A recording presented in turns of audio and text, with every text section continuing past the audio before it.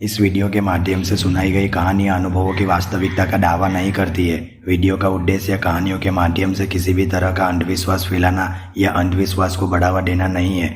किसी भी धर्म या संप्रदाय को ठेस पहुंचाना नहीं है। कहानियों का हेतु केवल मनोरंजन है। नमस्कार दोस्तों, मैं हूँ दिव्येश और आप सुन रहे हैं कहानी तर्क वितर्क और ज्ञान की दिव्येश के साथ। हेलो फ्रेंड्स, आज हम घाटों के रक्षक घटवार के बारे में बात करेंगे जो बहुत ही रहस्यमय और शक्तिशाली होते हैं।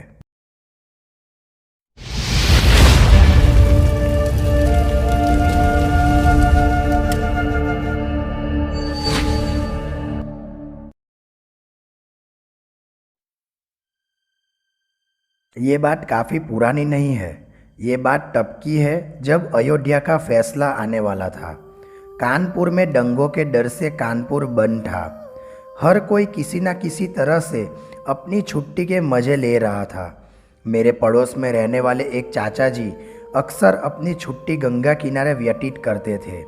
वो मछली पकड़ने के बड़े शौकीन थे, इसलिए अक्सर छुट्टी के दिन मछलियाँ पकड़ने गंगा किनारे चले जाया करते थे। कभी कम तो कभी ज़्यादा, मगर मछली पकड़ने में उस्ताद थे। उस दिन उन्होंने अपना दिन का खाना निपटाया और फिर अपनी पत्नी यानी चाची जी से मसाला पीसकर रखने को कहा और चले गए गंगा किनारे मछली पकड़ने।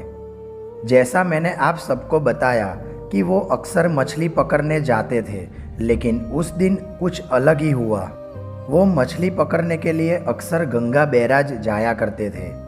बैराज उस पुल का नाम है जो कानपुर में गंगा नदी के ऊपर बना है, लेकिन कानपुर में उस दिन कर्फ्यू जैसा माहौल था, जिसके चलते उन्हें वहां तक जाना उचित नहीं लगा, क्योंकि कोई भी सवारी मिलना मुश्किल थी। इसलिए आज वो शुक्लागंज की तरफ जाने वाले गंगा पुल के नीचे मछली पकड़ने चले गए। दोपहर के कोई 2:30-3 बजे का वक्त था। वो अपनी ही धुन में मस्त गुनगुनाते हुए मछलियाँ पकड़ने में व्यस्त थे, लेकिन 45 मिनट के बाद भी एक भी मछली हाथ नहीं लगी। लेकिन हर मछली पकड़ने वाले में सब्र का सैलाब होता है। वो भी सब्र करे हुए मछली पकड़ने की पूरी कोशिश करते जा रहे थे। वैसे भी गंगा के किनारे की खूबसूरती इतनी मोहक होती है कि वहाँ बैठने वाले इंसान का दिल कभी भर नहीं सकता, तो बोर होने की तो बात ही अलग है। वो भी अपनी खुशी में मग्न अपने काम में लगे पड़े थे। अचानक उन्हें महसूस हुआ कि उनके कांटे में कोई मछली फंसी है।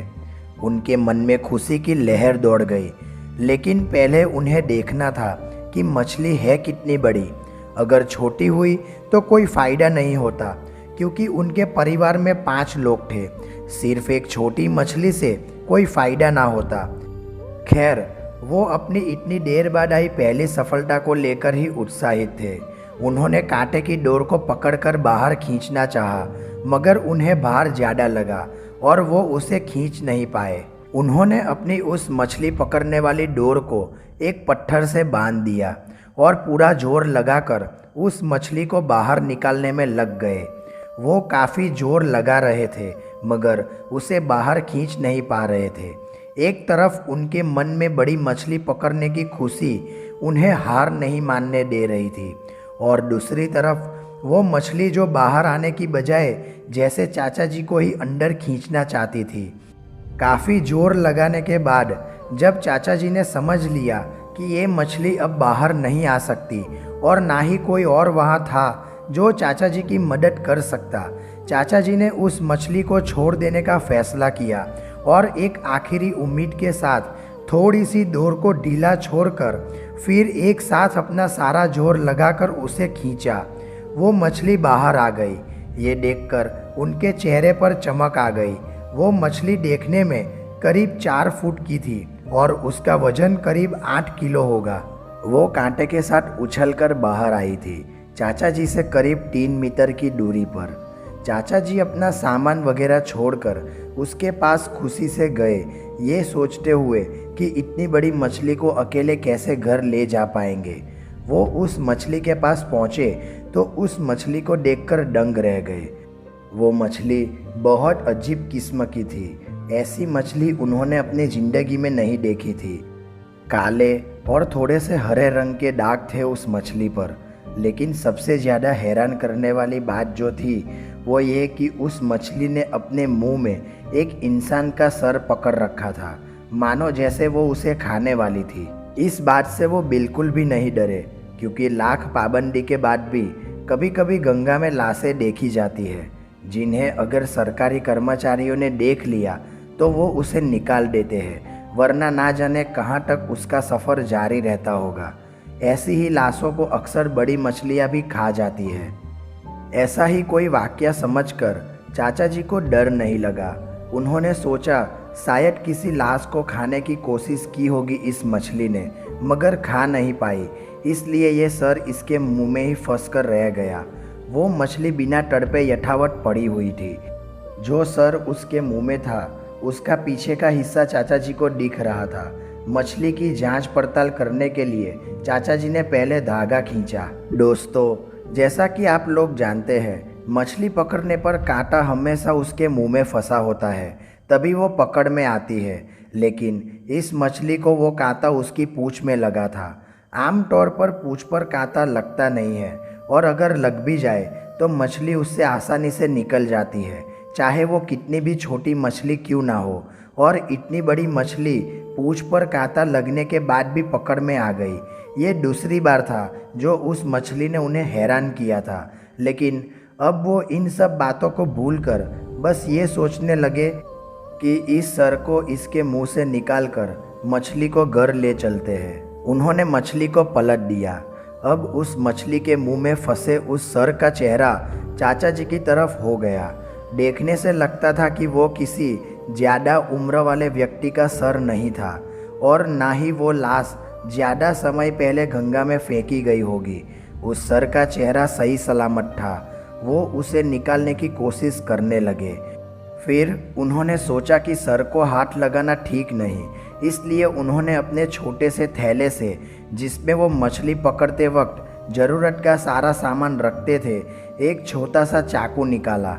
उन्होंने सोचा कि मछली के मुंह को थोड़ा सा काट कर फैला दिया जाए तो वो सर बाहर निकल जाएगा, जिसे वो वापस गंगा में फेंक कर मछली लेकर चलते बनेंगे। जैसे ही उन्होंने वो चाकू मछली के मुंह पर रखा, उस चेहरे ने आंखें खोलकर चाचा जी की तरफ देखा। एक पल को दोनों की नज़र मिली, फिर चाचा जी को काटो तो खून नहीं। ऐसा दृश्य देखकर चाचा जी की आंखों के आगे अंधेरा छाने लगा, और वो झटके से पीछे हटे और खूब जोरों से चिल्लाते हुए अपना सारा सामान छोड़कर घर की तरफ दौड़ पड़े। उनके घर से उस गंगा घाट की दूरी कोई 1 किलोमीटर की थी। इतनी दूरी उन्होंने दौड़ते हुए ही तय की। वो घर पहुंचते ही घर में गिरकर बेहोश हो गए, और वो कपड़ों में ही मल मूत्र त्याग कर चुके थे। उस वक्त उनके डर की कोई सीमा नहीं थी। घर में हाहाकार मच गया। पड़ोसी घर में मधुमक्खी की तरह जमा हो गए। किसी को कोई अंदाज़ा नहीं था कि उनके साथ क्या हुआ है, इसलिए सब ज़्यादा परेशान थे। बच्चे बड़े थे उनके। उन्होंने चाचा जी के कपड़े बदले और उन्हें अस्पताल लेकर गए, जहां डॉक्टर ने उन्हें कोई सदमा या डर बेहोशी की वजह बताई। ये सुनकर सब हैरान थे कि सदमा या डर किस बात का लगा होगा उन्हें, और सब मिलकर केवल उनके होश में आने का इंतज़ार करने लगे। करीब 4 घंटे बाद उन्हें होश आया। खुद को सुरक्षित महसूस करने के बाद उन्होंने थोड़ी राहत की सांस ली। फिर सारी बात उन्होंने अपनी पत्नी और बड़े बेटे को सुना दी। किसी के लिए भी विश्वास करना मुश्किल था, लेकिन चाचा जी की हालत उस घटना की सच्चाई को साबित कर रही थी। चाचा अब डर से उभर तो गए थे, मगर उन्हें जोरों का बुखार आए जा रहा था। अस्पताल में सारे डॉक्टर पूरी कोशिश में लगे थे, मगर बुखार में कोई कमी नहीं आ रही थी। काफ़ी कोशिश के बाद जब उनकी हालत में कोई सुधार नहीं आया, तो उनके बड़े बेटे ने तांत्रिक का सहारा लेने का फैसला किया। ना जाने कहां से ढूंढकर वो एक तांत्रिक को लेकर आया। देखने में वो एक साधारण आदमी लगता था। कोई खास बात उसमें दिखाई नहीं दे रही थी, मगर उसके काम अचूक थे। वो सुबह अस्पताल में आया और थोड़ी देर चाचा जी से बातचीत की और फिर चला गया।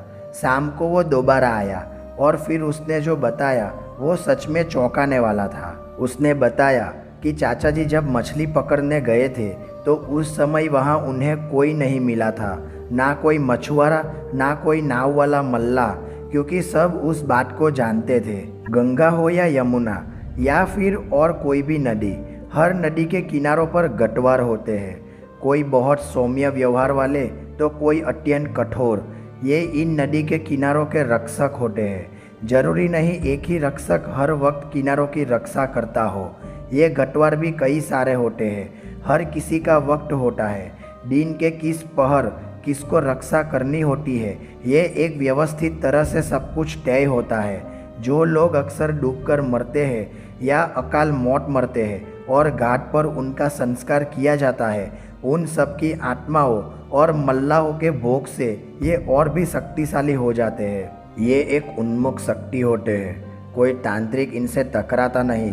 अगर ये किसी पर नाराज भी होते हैं तो तांत्रिक केवल इन्हें खुश करके ही इनका साया हटा पाते हैं। अगर किसी पर ज़्यादा नाराज हो जाए तो उसे अगली सांस लेने का मौका भी ना दे, और अगर किसी पर खुश हो जाए तो जिंदगी भर उनकी रक्षा करते हैं। नाव वाले मल्ला इन्हीं की पूजा करते हैं और इनके आशीर्वाद और कृपा के बाद ही वो अपनी नाव नदियों में उतारते हैं, जिससे उनकी नाव बड़ी सी बड़ी लहरों से भी बच निकलती है। ये अक्सर चिलम, लंगोट, खड़ाव और सफ़ेद मिठाई का भोग लेते हैं। इनकी हद में भूत प्रेत तो क्या, देवता भी नहीं आ पाते। हमेशा किसी भी नदी के तट पर नदी में नहाने से पहले गटवार बाबा की जय बोलकर पहले नदी के पैर छूने चाहिए, फिर नहाना चाहिए। ऐसा आज भी घाटों के पंडित और महंत बताते हैं। चाचा जी के साथ भी ऐसा ही कुछ हुआ था। जिस वक्त वो मछली पकड़ने गए थे, वो वक्त वहाँ के एक शक्तिशाली परंतु एकांत पसंद गटवार का वक्त था। वो मछली और वो सर, उस गटवार ने तुम्हें सिर्फ डराने और उस वक्त पर वहाँ ना आने के लिए दिखाया था। उस तांत्रिक ने बताया कि वो गटवार उन पर नाराज नहीं है, केवल उन्हें डराना चाहता था और उसी डर की वजह से ही इन्हें बुखार आ रहा था। फिर तांत्रिक ने चाचा जी को अस्पताल से छुट्टी लेने की सलाह दी और कुछ भोग के साथ चाचा जी को उसी समय पर जिस वक्त वो मछली पकड़ने गए थे वहाँ अकेले जाने को कहा। वहाँ जाकर वो भोग अर्पण करे और गटवार से क्षमा प्रार्थना करे। चाचा जी इस बात से और भी ज़्यादा डर गए, मगर ठीक होने के लिए उन्हें ये करना ही था। अगले दिन चाचा जी उसी समय पर सारा बताया गया सामान लेकर वहाँ गए और जल्दी जल्दी क्षमा याचना की और तेजी से वापस अपने घर को लौट आए बिना पीछे देखे। उसके बाद उनका बुखार भी उतर गया और उन्होंने दोबारा उस समय पर वहाँ ना जाने का निश्चय किया। दोस्तों, गटवार बाबा की इस घटना की पुष्टि के लिए मैंने अपने गुरुजी और अपने कुछ जानकारों से पूछताछ की। उन्होंने भी इस बात की पुष्टि की और मुझे सबूत के तौर पर उदाहरण भी दिए, जैसे कि वहाँ मौजूद एक पेड़ जिसकी जड़ आधे से ज़्यादा जमीन से बाहर है और वो पेड़ गिरा हुआ प्रतीत होता है। उसकी डालें गंगा नदी के पानी को छूटी हुई है। जो कोई भी उसे पहली बार देखता है उसे इस बात का अचंभा अवश्य होता है कि ये पेड़ तो लगभग गिरा हुआ है, फिर हरा कैसे है। इसे तो सूख जाना चाहिए, लेकिन वो हरा सिर्फ वहाँ मौजूद गटवार बाबा की कृपा से है। गटवार बाबा की कृपा की और भी घटनाएं प्रचलित है जो कि किसी बात की पुष्टि की मोहताज नहीं है। गटवार दुष्टों को सजा भी देते हैं और मजबूरों की मदद भी करते हैं।